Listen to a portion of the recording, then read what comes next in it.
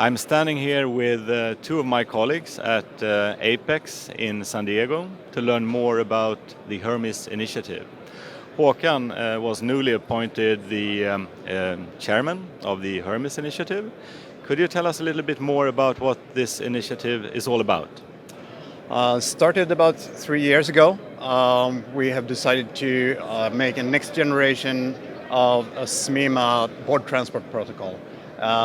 This is important to have a new digital interaction with both the boards and all the data.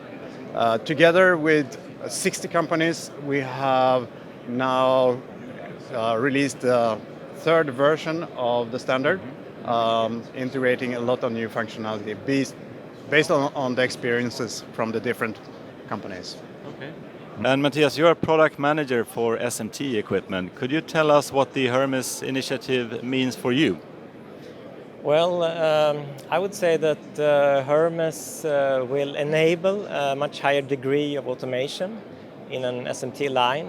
It can potentially eliminate many manual operations in the line. And also Hermes will make automation much more affordable.